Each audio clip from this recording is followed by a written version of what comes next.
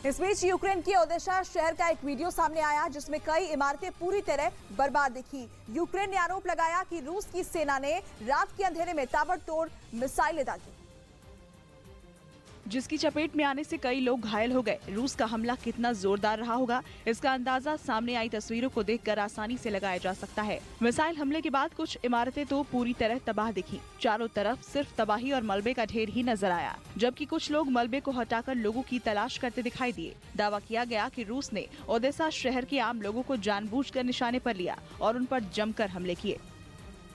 औरैया में एक महिला ने बीच सड़क पर जमकर हंगामा किया। यूपी के औरैया में अपने पति को किसी दूसरी महिला के साथ पकड़े जाने के बाद बीच सड़क पर एक महिला ने जमकर हंगामा किया। इस दौरान महिला ने पति की बीच सड़क पर जमकर पिटाई भी की। यूपी के उन्नाव में एक आदमी की लाश उसके ससुराल से बरामद की गई। आरोप है कि रोज की मारपीट से परेशान होकर महिला ने अपने पति की गला दबाकर हत्या कर दी और लाश को घर के आंगन में ही दफना दिया। दिल्ली के पूर्व स्वास्थ्य मंत्री सत्येंद्र जैन के खिलाफ मनी लॉन्ड्रिंग के मामले में कोर्ट ने अंकुश जैन और वैभव जैन को 6 दिन की रिमांड पर भेज दिया। ये दोनों सत्येंद्र जैन के करीबी बताए जा रहे हैं। खुद सत्येंद्र जैन फिलहाल न्यायिक हिरासत में हैं। चीन की सेना के लिए काम करने वाले रिसर्चरों ने दावा किया कि उन्होंने एक ऐसी तकनीक तैयार कर ली है जिससे इंसान के दिमाग से रेडियो तरंगें निकल सकेंगी। हालांकि अपनी इस तकनीक के बारे में चीन ने ज्यादा पत्ते नहीं खोले, लेकिन यह जरूर कहा कि इस तकनीक की बदौलत दिमाग से मिलिट्री रडार तक कंट्रोल हो सकेगा।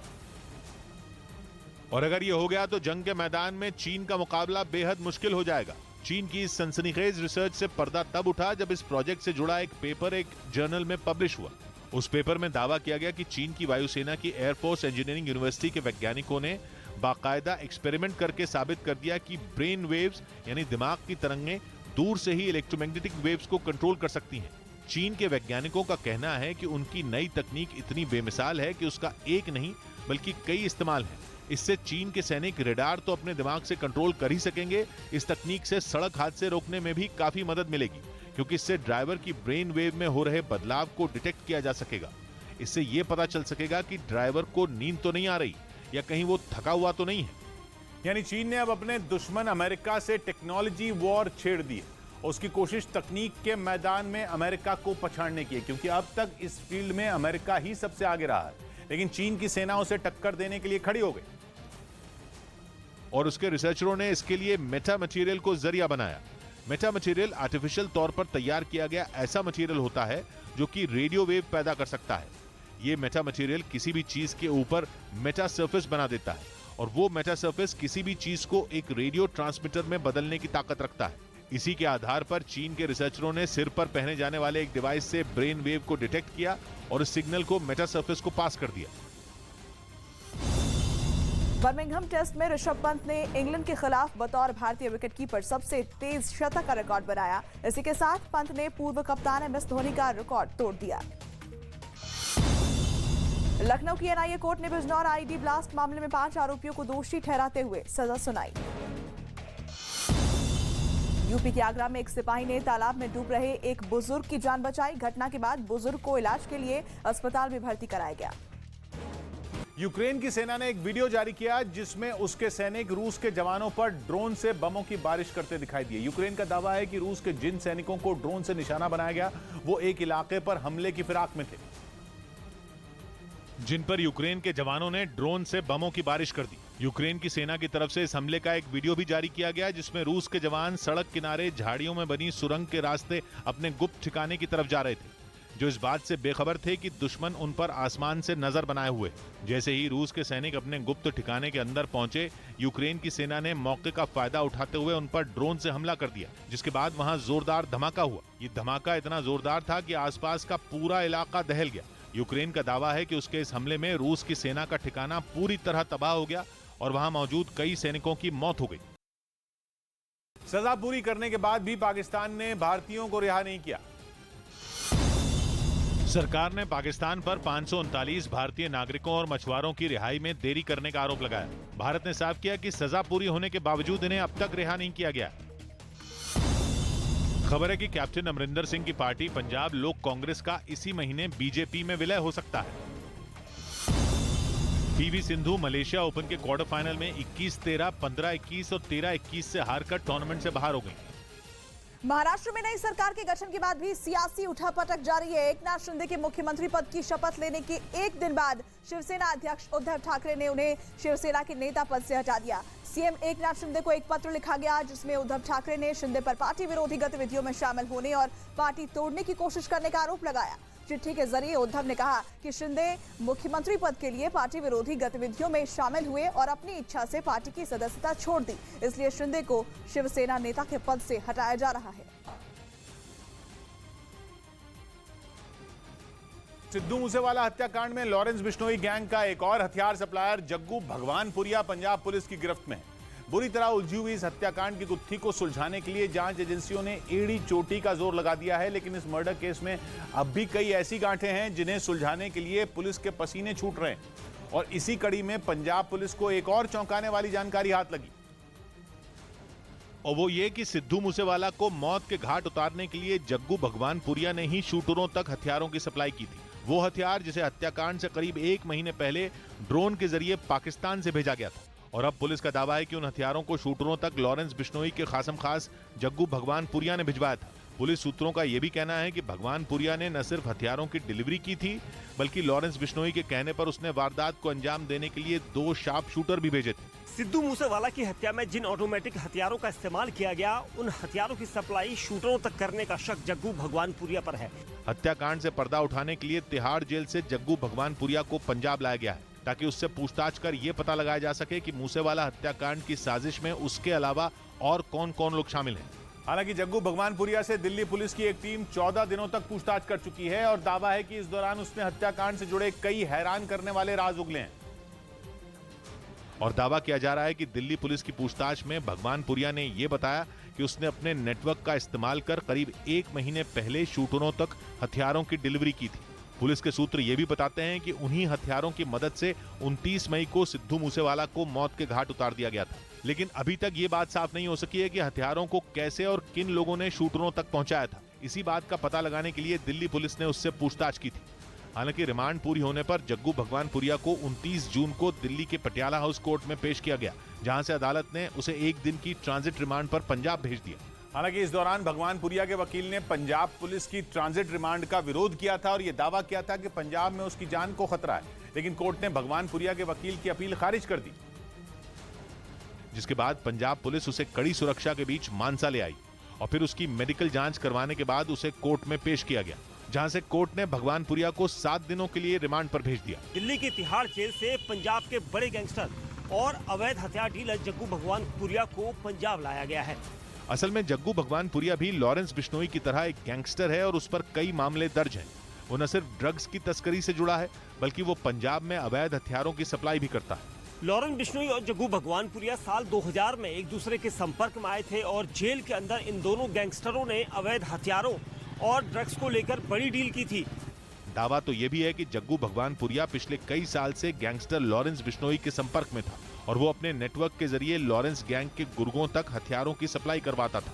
लेकिन पुलिस के हाथ जग्गू भगवानपुरिया के उन गुर्गों तक नहीं पहुंच सके हैं जिन्होंने शूटरों तक हथियारों की सप्लाई की थी। हालांकि एक रोज पहले ही पंजाब पुलिस सतबीर सिंह नाम के एक बदमाश को गिरफ्तार कर चुकी है और पंजाब पुलिस का आरोप है कि सतबीर ने अपनी फॉर्च्यूनर कार से शूटरों को हथियारों की सप्लाई की थी। असल में सिद्धू मूसेवाला की हत्या के बाद से ही जांच एजेंसियां ये पता लगाने की कोशिश में जुटी हैं कि वारदात को अंजाम देने के लिए हथियार कहां से आए थे और उन हथियारों को शूटरों तक कैसे पहुंचाया गया था। इसी दौरान पंजाब पुलिस ने लॉरेंस बिश्नोई के जिगरी दोस्त बलदेव चौधरी को गिरफ्तार कर लिया।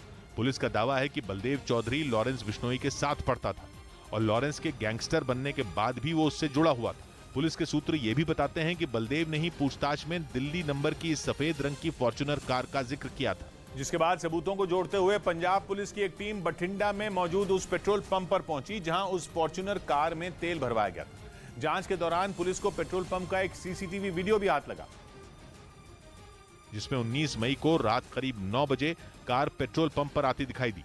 सीसीटीवी वीडियो देखने से ऐसा लगा जैसे उसमें 4 लोग बैठे थे। हालांकि तेल भरवाने के बाद वो कार वहां से निकल गई थी। पंजाब पुलिस का दावा है कि ये कार अमृतसर के रहने वाले सतबीर सिंह की है और उसी ने इस कार के जरिए पाकिस्तान से आए हथियारों की सप्लाई शूटरों तक की थी। जांच के दौरान ये बात भी सामने आई है कि हथियार मिलने के बाद वारदात में शामिल सभी शूटर अलग अलग रास्तों से मानसा के लिए रवाना हो गए थे। पुलिस सूत्रों का दावा है कि हत्याकांड को अंजाम देने के लिए शूटरों ने करीब 15 दिन तक मूसेवाला का पीछा किया था और मौका मिलते ही 29 मई को दिन दहाड़े बीच सड़क पर मूसेवाला को गोलियों से छलनी कर दिया था। जांच एजेंसियों को इस बात का भी शक है कि मूसेवाला हत्याकांड की साजिश रचने में जग्गू भगवानपुरिया भी शामिल था और उसने लॉरेंस बिश्नोई के साथ मिलकर पूरी प्लानिंग की थी। इससे पहले दिल्ली पुलिस ये दावा कर चुकी है कि गैंगस्टर लॉरेंस बिश्नोई ही मूसेवाला हत्याकांड का मास्टरमाइंड है। हालांकि शुरुआत में लॉरेंस हत्याकांड में अपना हाथ होने की बात से इनकार करता रहा। यह भी दावा है कि कई दिनों तक लॉरेंस बिश्नोई पुलिस अधिकारियों को गुमराह करने के लिए उल्टे सीधे जवाब देता रहा। इसी दौरान दिल्ली पुलिस ने लॉरेंस बिश्नोई के साथ तिहाड़ जेल में बंद जग्गू भगवानपुरिया से पूछताछ की थी और दावा है कि दिल्ली पुलिस की पूछताछ में भगवानपुरिया ने लॉरेंस बिश्नोई और मूसेवाला हत्याकांड की सारी हकीकत से पर्दा उठा दिया था। उस वक्त दिल्ली पुलिस की तरफ से यह दावा किया गया था कि भगवानपुरिया 22 फरवरी तक गैंगस्टर लॉरेंस बिश्नोई के साथ जेल नंबर 5 में बंद था और इस दौरान उसकी लॉरेंस बिश्नोई से गहरी दोस्ती भी हो गई। दिल्ली पुलिस ने यह भी दावा किया था कि पूछताछ में जग्गू भगवानपुरिया ने हत्याकांड के सारे राज उगल दिए थे और उसने पूछताछ में दिल्ली पुलिस को यह बताया था कि जेल में बंद होने के बाद भी लॉरेंस बिश्नोई लगातार फोन का इस्तेमाल करता था।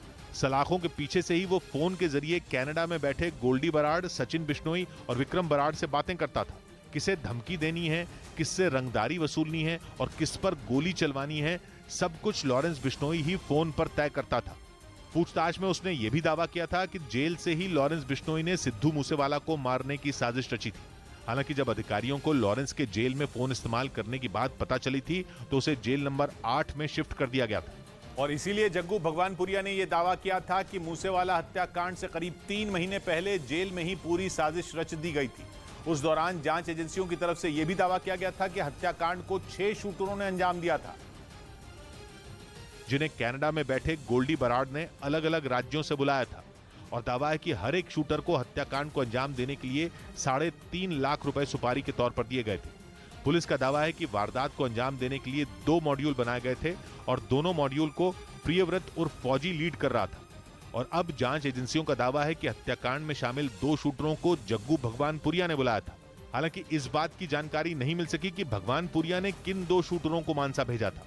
जांच में यह बात भी सामने आई कि पाकिस्तान से आए हथियारों को भगवानपुरिया ने ही जेल में रहते हुए अपने गुर्गों से शूटरों तक पहुंचवाया था और जांच एजेंसियों का यह तक दावा है कि सिद्धू मूसेवाला को पंजाब चुनाव के दौरान ही लॉरेंस बिश्नोई गैंग के शूटर मारने की प्लानिंग कर रहे थे, क्योंकि मूसेवाला पंजाब की मानसा विधानसभा सीट से कांग्रेस की तरफ से उम्मीदवार थे। हालांकि वो चुनाव हार गए थे, लेकिन इस दौरान उन्हें मारने के लिए कई बार रेकी की गई थी। जांच एजेंसियों का दावा है कि मनमोहन नाम के एक बदमाश ने मूसेवाला की रेकी की थी। वो कई दिनों तक उनका पीछा करता रहा था। हालांकि पुलिस ने 30 मार्च को उसे पंजाब के पटियाला से गिरफ्तार कर लिया था। सूत्रों के मुताबिक जांच के दौरान मनमोहन के पास से पुलिस को पिस्तौल के साथ 45 गोलियां भी मिली थी। उस दौरान पूछताछ में यह बात भी सामने आई थी कि वो गैंगस्टर जग्गू भगवानपुरिया के लिए काम करता है, लेकिन बाद में यह दावा किया गया कि मूसेवाला की रेकी के लिए लॉरेंस बिश्नोई के कहने पर भी भगवानपुरिया ने उसे मानसा भेजा था। फिलहाल पंजाब पुलिस जग्गू भगवानपुरिया से पूछताछ में जुटी है। दावा किया जा रहा है कि जल्द ही पुलिस भगवानपुरिया, लॉरेंस बिश्नोई और बाकी गिरफ्तार आरोपियों को आमने सामने बैठाकर पूछताछ करेगी ताकि हत्याकांड की गुत्थी को सुलझाया जा सके। सिंगल यूज प्लास्टिक का इस्तेमाल इस्तेमाल पर बैन लागू हो गया।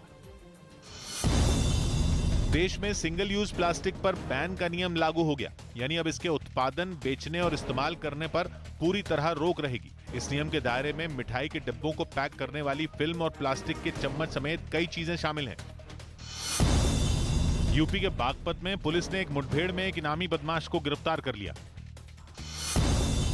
एथलीट नीरज चोपड़ा ने स्वीडन में चल रही डायमंड लीग प्रतियोगिता में अपना ही नेशनल रिकॉर्ड तोड़ दिया। उन्होंने 89.94 मीटर दूर भाला फेंका और दूसरा स्थान हासिल करते हुए सिल्वर मेडल जीत लिया। पाकिस्तान में छिपकर बैठे अंडरवर्ल्ड डॉन दाऊद इब्राहिम पर अमेरिका का शिकंजा और कस सकता है। कहा जाता है कि दाऊद इब्राहिम ने पाकिस्तान के कराची में बैठकर कई देशों में नशीले पदार्थों की तस्करी का जाल फैला रखा है और इसीलिए वो कई साल से अमेरिका के रडार पर है। ड्रग्स तस्करी पर नजर रखने वाली अमेरिकी संस्था INL यानी international narcotics and law enforcement affairs के अधिकारी पाकिस्तान का दौरा करने वाले हैं। माना जा रहा है कि उनके दौरे से दाऊद इब्राहिम पर शिकंजा और कस सकता है, जिसे पाकिस्तान ने सालों से अपनी पनाह में रखा हुआ है। ये जानते हुए भी कि दाऊद ने अपनी डी कंपनी के जरिए ऐसे कारनामों को अंजाम दिया है कि वो कभी भी पाकिस्तान के लिए भी गले की हड्डी बन सकता है। मुंबई में साल 1993 में हुए सीरियल ब्लास्ट को कौन भुला सकता है, जब एक के बाद एक वहां कई इलाकों में हुए धमाकों ने न सिर्फ मुंबई को बल्कि पूरी दुनिया को हिलाकर रख दिया था। RDX जैसे